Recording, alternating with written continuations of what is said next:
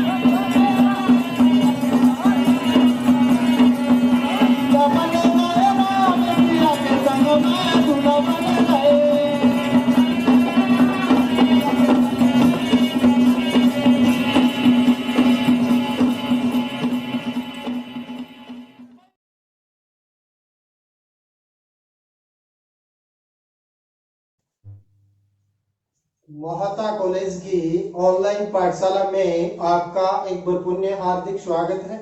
तो आज हम पढ़ने वाले हैं जनजातियों के अंदर चौथी सबसे बड़ी जनजाति सहरिया जनजाति। ये सहरिया जनजाति राजस्थान में कहाँ पाई जाती है, क्या क्या इनकी सामाजिक व्यवस्था है, आय का क्या स्रोत है और इसके अलावा इनकी परंपराओं का डिस्कस करेंगे। इसके अलावा जो कंपटीशन एग्जाम में इससे संबंधित जो प्रश्न पूछे जाते हैं उन प्रश्नों के बारे में भी डिस्कस करेंगे, क्योंकि यानी हमारा उद्देश्य बीए पार्ट फर्स्ट से ही कंपटीशन की तैयारी करवाना है। तो यह वीडियो न केवल बीए पार्ट सेकंड के अंदर तो लगती है जनजातियां, बीए पार्ट थर्ड में भी लगती है, बीए पार्ट फर्स्ट के विद्यार्थी यदि वो कंपटीशन की तैयारी करते हैं तो उनके लिए भी यह वीडियो काफी सहायकपूर्ण रहने वाला है। तो चलो हम देखते हैं सहरिया जनजाति। तो सहरिया जनजाति की हम बात करते हैं तो राज्य की चौथी बड़ी जनजाति है। यानी एक नंबर पर हमने देखा था मेढ़ा, 2 नंबर पर आ जाता है भील और 3 नंबर पर आ जाता है ग्रासिया। और राजस्थान की जो कुल जनजाति यानी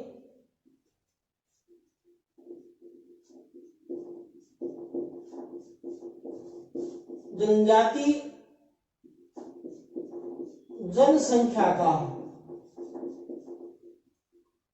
मात्र 1% जनसंख्या है वो सहरिया जनजाति की पाई जाती है। और ये सहरिया जनजाति कहाँ राजस्थान के अंदर पाई जाती है तो उसके बारे में भी डिस्कस कर लेते हैं। तो राजस्थान के मैप के अंदर देखें तो दक्षिणी पूर्वी जो पठारी भाग है जिसको हाड़ौती का पठारी भाग है और उस हाड़ौती के पठारी भाग में एक जिला आ जाता है, यानी कौन सा, बारां जिला। और बारां जिले के अंदर भी 2 पर्टिकुलर तहसीलें आ जाती है, किशनगंज और शाहाबाद। तो यहाँ यानी राज्य की 99% जनसंख्या यहाँ निवास करती है। हालांकि इसके साथ लगता हुआ कोटा के अंदर भी कुछ यानी शहरिया पाई जाती है, लेकिन अधिकांश शहरिया जनजाति किशनगढ़ और शाहाबाद वो भी 12 जिले के अंदर, 12 में भी संपूर्ण नहीं, ये तो आ जाता है यानी शाहाबाद और ये किशनगढ़, इन 2 तहसीलों के अंदर ये है शहरिया जनजाति है वो पाई जाती है। अब हम बात करते हैं कि शहरिया जनजाति यानी जो शहरिया शब्द है,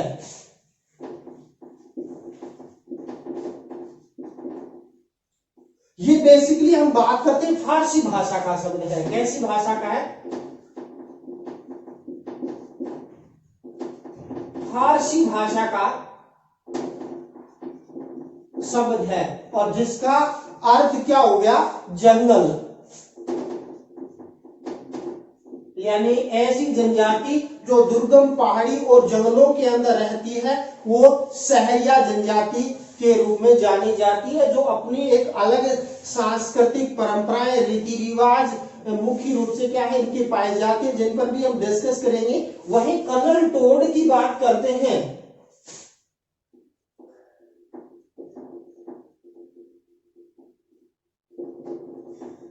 कर्नल टोड शहरिया जनजाति के बारे में क्या कहता है कि यह भीलों की एक शाखा है।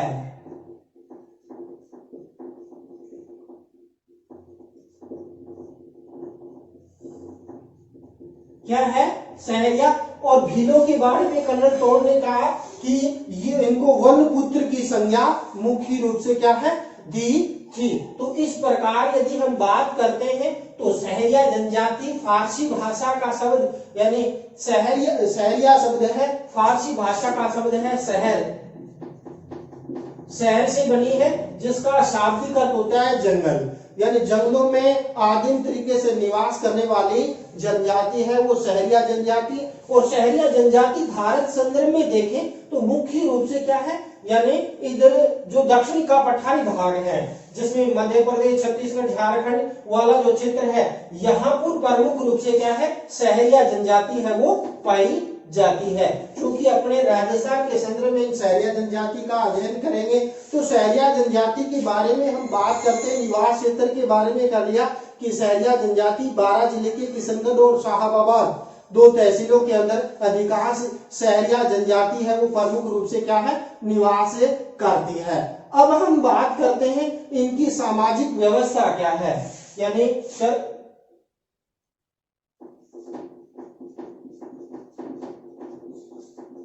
सामाजिक व्यवस्था। जब सामाजिक व्यवस्था की बात आती है तो इसके अंदर भी यानी मुख्य रूप से संयुक्त प्रथा है, लेकिन विवाह के बाद क्या है उसको यानी नवविवाहित जोड़ा है उसको अलग कर दिया जाता है।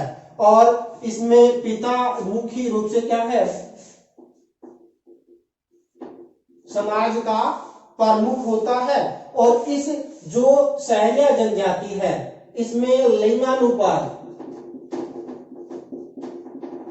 अधिक पाया जाता है, यानी पुरुषों की अपेक्षा महिलाएं अधिक पाई जाती है। ये यानी हम इनसे सीख सकते हैं कि इसमें यानी मुख्य रूप से क्या है सामाजिक संतुलन का सूचक भी है। और इसी कारण इनमें मुख्य रूप से एक प्रथा पाई जाती है बहुपत्नी प्रथा।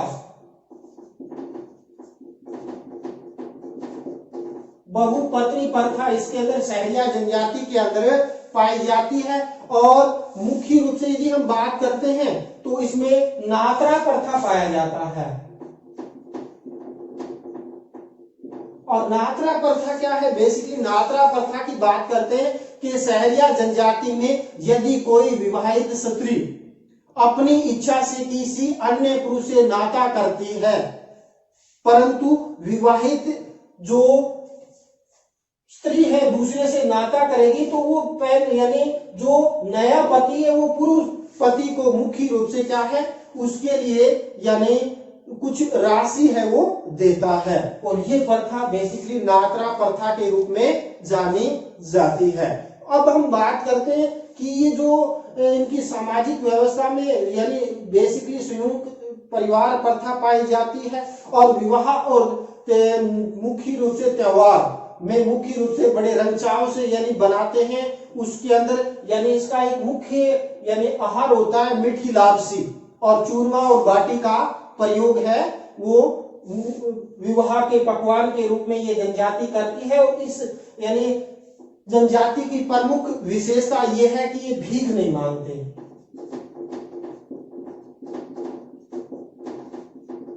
तो भीख मांगना ये मुख्य रूप से क्या है, पाप समझते हैं। और इन जाति की एक सबसे बड़ी विशेषता है जो आधुनिक मुख्य रूप से में यानी मनुष्यों में देखने को नहीं मिलती है, आधुनिक समाज में नहीं देखने को मिलती है, यानी लड़की के जन्म को शुभ मानते हैं।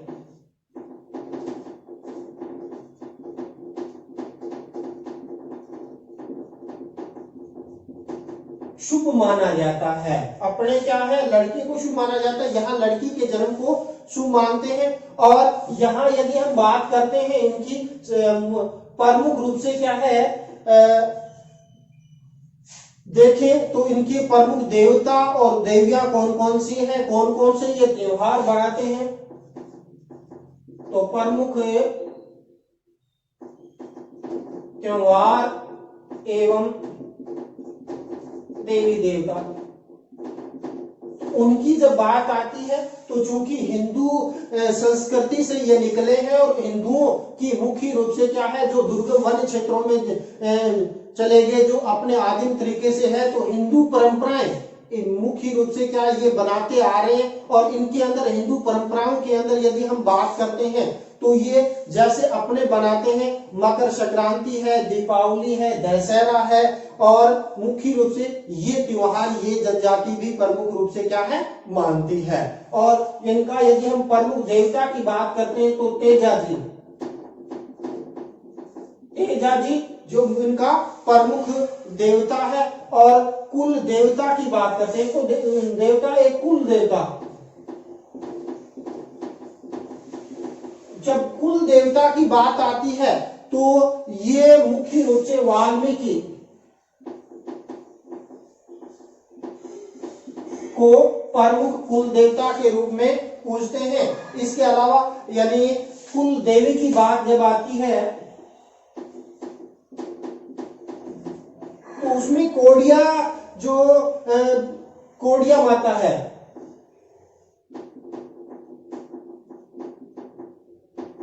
कोडिया माता इसकी प्रमुख रूप से क्या है कुल देवी के रूप में बनाया जाता है। और चूंकि इनमें भी क्या है यदि हम बात करते हैं तो इनमें यानी प्रमुख रूप से देखें तो धर्म के प्रति इनकी आस्था है और जादू मंत्र और देवी देवताओं में मुख्य रूप से क्या है विश्वास करते हैं। तभी यानी प्रमुख देवता तेजा जी कुल देवता, वाल्मीकि कुल देवी, कोडिया माता प्रमुख रूप से क्या है बनाते हैं। इसके अलावा महिला में गोदने और गुदवाने की प्रथा यानी टैटू छपवाने की प्रथा इन शहरिया जनजाति की महिलाओं में है, लेकिन पुरुषों पर यह पूर्णतः प्रतिबंध है, वो प्रमुख रूप से क्या है बनाया जाता है। और चूंकि ये इनके यदि हम बात करते हैं तो मेलों की, तो सीताबाड़ी का जो मेला है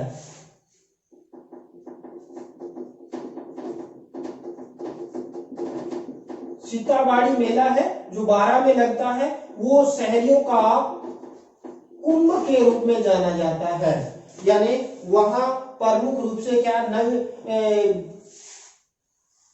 अस्थियों का विसर्जन भी प्रमुख रूप से इसके अंदर करते हैं। इसके अलावा उसको पवित्र मानते हैं और वहां यानी वैवाहिक संबंध है वहां प्रमुख रूप से क्या है बनते हैं। तो इस प्रकार शहरिया जनजाति का प्रमुख मेला है। ये प्रश्न पूछा भी जा गया है कि सीताबाड़ी मेला है वो कब भरता है, तो ये भरता है बैसाख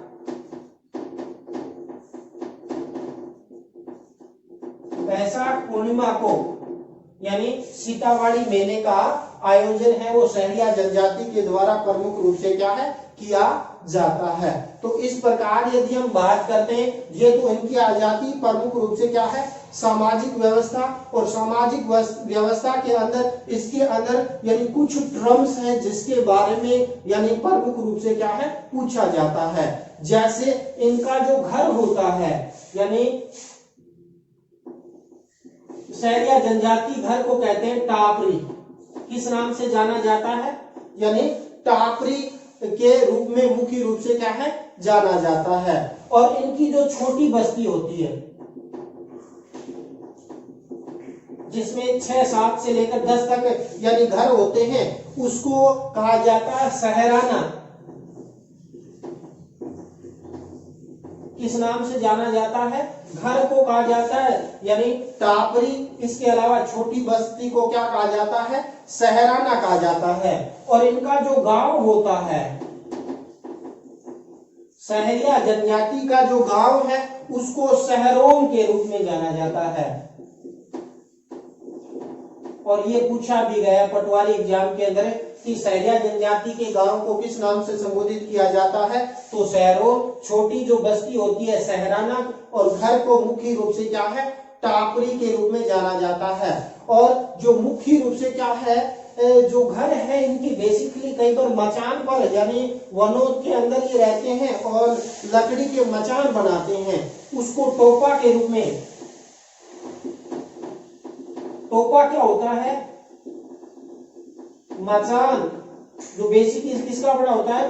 लकड़ी का होता है। पेड़ों के ऊपर मुख्य रूप से झोपड़ी नुमा मुख्य रूप से ये बनाते हैं, या लकड़ी के ऊपर यानी ये मचान बनाते हैं जिसको टोपा या गोपना भी कहते हैं। क्या कहते हैं इसको? गोपना। तो गोपना या टोपा मचान युक्त जो लकड़ी का मकान होता है जिसको ये महल के रूप में भी प्रमुख रूप से क्या है? सामान रखते हैं। इसके अलावा यानी कुशीला।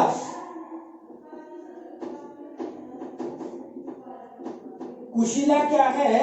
यानी जो अनाज रखने की जो कोठी होती थी, यानी अनाज या सामान रखने की जो कोठी होती थी उसको बेसिकली ये कुशीला के रूप में भी परिभाषित करते हैं। तो इसके अलावा यदि हम बात करते हैं इसका यानी कृषि उपकारक देवता की बात करते हैं तो तेजाजी इसका कृषि उपकारक देवता के रूप में मुख्य रूप से पूजते हैं। इसके अलावा यानी इनके यानी ये तो जाते प्रमुख टर्म्स। इसके अलावा इसमें धारी संस्कार भी पाया जाता है। तो इनका एक विशेष बार वे दिन मुख्य रूप से क्या है? धारी संस्कार के रूप में यानी ये बनाते हैं। इसके अलावा यदि हम बात करते हैं इनके वस्त्र, सहरिया जनजाति कौन कौन से वस्त्र पहनती है उसके बारे में भी थोड़ा डिस्कस अपने यानी कर लेते हैं। तो सहरिया जनजाति चूंकि एक आदिम जनजाति है और प्रमुख रूप से यदि हम बात करते हैं पुरुष प्रमुख रूप से जो वस्त्र होता है धोती, जो क्या है घुटने तक होती है। घुटने तक जो धोती होती है उसको पैंछा कहते हैं। क्या कहते हैं? पैंछा के रूप में इसको परिभाषित करते हैं। इसके अलावा यानी एक कमीज होती है या अंगरखी होती है, और इस अंगरखी को ये शलुका के नाम से जानते हैं। किस नाम से? शलुका के नाम से इसको जाना जाता है। इसके अलावा एक पुरुष पहनते हैं साफा, और साफा को ये क्या है? प्रमुख रूप से खपटा कहते हैं। क्या कहते हैं? खपटा के नाम से जाना जाता है, जो सिर पर बांधने के काम में आता है। तो ये तो पहनते हैं पुरुष। फिर बात करते हैं महिलाओं की।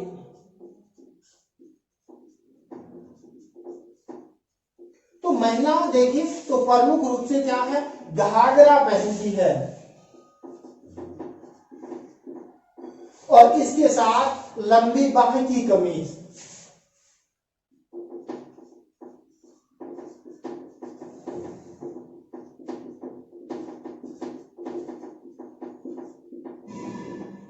तो महिलाएं घाघरा लंबी घाघरी का कमीज पहनती है। इसके अलावा एक विशेष वस्त्र पहना जाता है रेजा।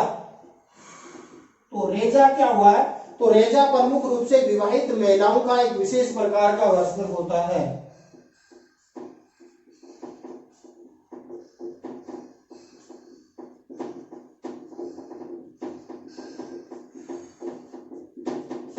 विशेष प्रकार का वस्त्र होता है। और ये प्रश्न पूछा, रेजा क्या है? तो प्रमुख रूप से सहरिया जनजाति में विवाहित महिलाओं का एक प्रकार का वस्त्र है जो रेजा के रूप में जाना जाता है। तो ये तो आ जाता है महिलाओं के वस्त्रों की बात आ जाती है। फिर हम बात करते हैं इनकी आर्थिक क्रियाकलाप क्या है, यानी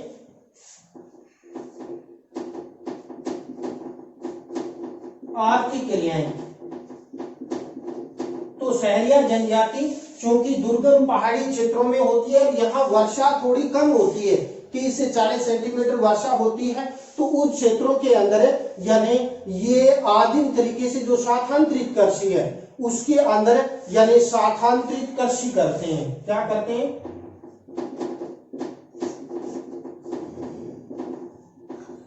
कृषि करते हैं। इसके अलावा शिकार का कार्य भी किया जाता है। इसके अलावा वनोत्पाद,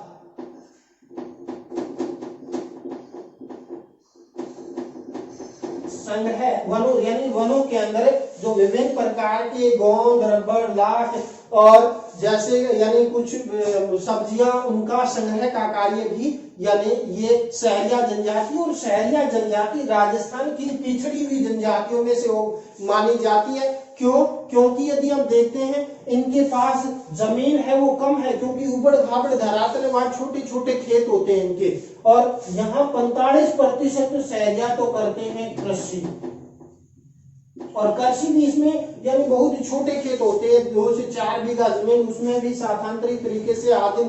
हालांकि वर्तमान में यानी इसके अंदर केंद्र और राज्य सरकार के सहयोग से कई सिंचाई योजनाओं के माध्यम से इसमें कृषि के प्रारूप में परिवर्तन आया है। और वही बात करते हैं 35% सहरिया है वो करते हैं मजदूरी। तो इनके पास जमीन बहुत ही कम होती है। और ये प्रमुख रूप से क्या है, सहरिया अन्य किसानों के खेतों में मजदूरी करते हैं लगभग, यानी कुछ सहरिया, कुछ मुख्य रूप से क्या शिकार करने का, वनोत्पाद संग्रह का भी कार्य करते हैं।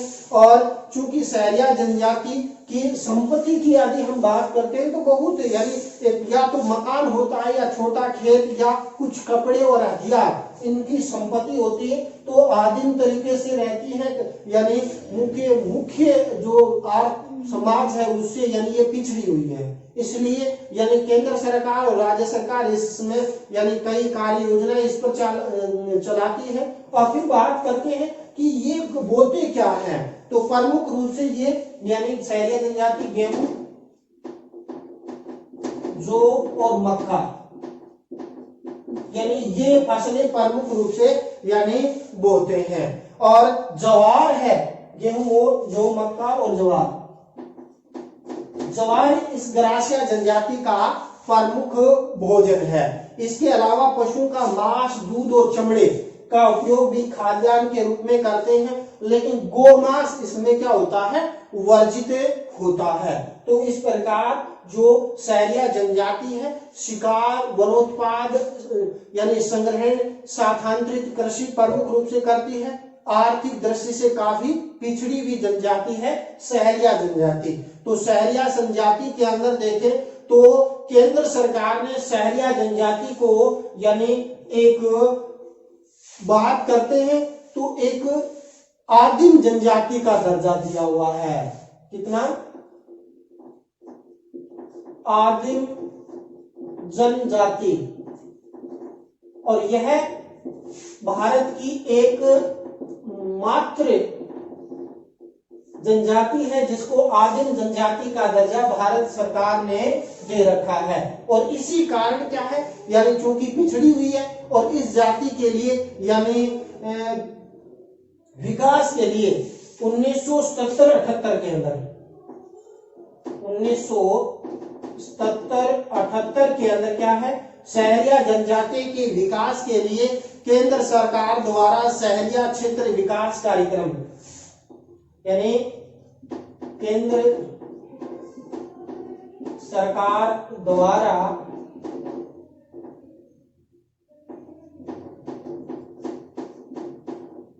सहरिया क्षेत्र के लिए, राजस्थान के शहरिया क्षेत्र के लिए यानी विशेष कार्यक्रम शुरू किया। शहरिया क्षेत्र विकास कार्यक्रम। और ये प्रश्न RS के अंदर पूछा गया था कि केंद्र सरकार द्वारा 19 यानी शहरिया क्षेत्र के, राजस्थान के शहरिया क्षेत्र के लिए विकास कार्यक्रम की शुरुआत कब की गई? 1977-78। और इसके अंदर क्या है, शहरिया जनजाति के अंदर यानी विभिन्न प्रकार की योजनाएं, चाहे वो सिंचाई की हो, कृषि सुधार के लिए हो, सामाजिक स्थिति के सुधार करने के लिए, यानी 1977-78 के अंदर केंद्र सरकार द्वारा राजस्थान के शहरिया क्षेत्र के लिए यानी विकास कार्यक्रम की शुरुआत है वो की गई। इसके अलावा चूंकि ये पीछे यानी सुर्खियों में भी रही थी कि शहरिया जनजाति के अंदर यानी भूखमरी और गरीबी की वजह से कई शहरिया जनजातियों के बच्चों में कुपोषणता की शिकायत आई थी, तो उसके लिए भी राज्य सरकार ने भी इसके लिए शहरिया जनजाति के लिए विशेष प्रकार के कार्य योजनाएं मुख्य रूप से क्या है चलाई है। तो इस प्रकार हम बात करते हैं तो शहरिया जनजाति है राजस्थान की यानी चौथी सबसे बड़ी जनजाति है, जो राजस्थान की कुल जनजाति का 1% है। और कर्नल टोड ने भीलों की एक शाखा बताया है। वहीं अन्य की बात करते हैं तो शहरिया शहर जो फारसी भाषा का शब्द है जिसका अर्थ है जंगल या दुर्गम पहाड़ी क्षेत्रों में रहने वाली आदिम जनजाति, और भारत सरकार ने इसको आदिम जनजाति का यानी दर्जा दिया गया है। चूंकि उस क्षेत्र के अंदर देखते हैं तो इसके कुछ गोत्र भी पाए जाते हैं, और जब गोत्र की बात आती है तो इसके अंदर चौहान और डोडिया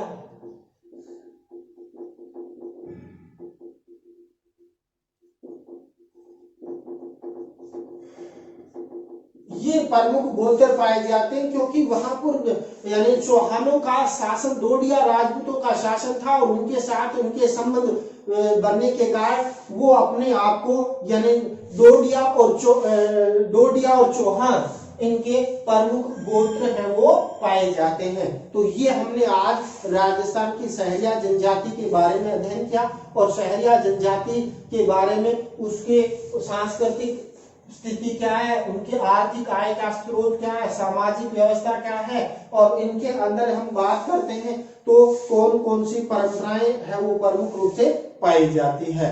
तो इसके अंदर चूंकि हालांकि वर्तमान में देखें तो आजकल शहरिया लोग शहरों में चौकीदारी करने लगे हैं, बैंड बजाना या मुख्य रूप से विभिन्न प्रकार के खानों के अंदर भी ये लगे हुए हैं। तो धीरे धीरे इनमें भी शिक्षा का स्तर बढ़ रहा है, और इसके लिए यानी कई कार्य योजनाएं राज्य सरकार के द्वारा भी चलाई जा रही है। तो इसी के साथ आज का वीडियो अपने यहीं समाप्त करते हैं। जय हिंद,